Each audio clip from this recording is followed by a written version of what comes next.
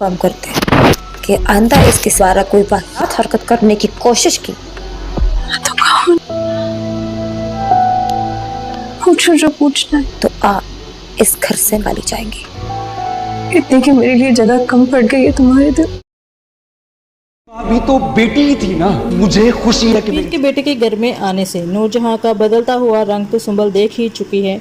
वहाँ मस्जिद इसका जीना हराम महक करेगी। वो बिल्कुल भी इसको सफ़ीर की ज़िंदगी में बर्दाश्त नहीं करेगी। वो बार बार सफ़ीर को यही याद दिलाएगी कि वो इसी कंडीशन पर इधर रहेगी अगर वो सुंबल को तलाक देगा।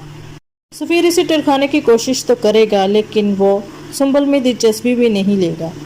आखिर वो तो हमेशा से माहा को ही चाहता था, तो दूसरी तरफ नूरजहां भी सुंबल के साथ बहुत बुरा सलूक करती हैं।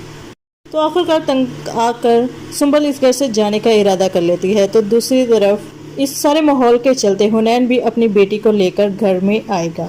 वो इतना खुश होगा अपनी औलाद के आने पर और यही एक्सपेक्ट करेगा कि इसकी वालदा भी इसकी बेटे की आमद पर इतना ही खुश होंगी जितना वो सफ़ीर के बेटे की आमद पर हुई थी।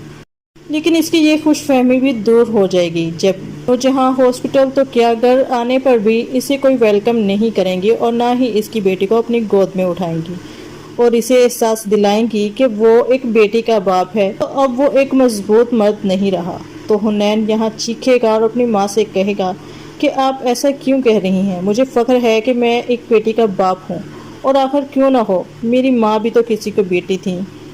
लेकिन नूरजहां को इस पर तरस नहीं आएगा और आखिरकार हुनैन को यकीन हो जाएगा कि इसकी बीवी शुरू से जो भी माँ के बारे में कहते आई हैं वो सब कुछ सच था और अफसोस कि उसे आज इस कठिन हकीकत को तस्लीम करना पड़ा।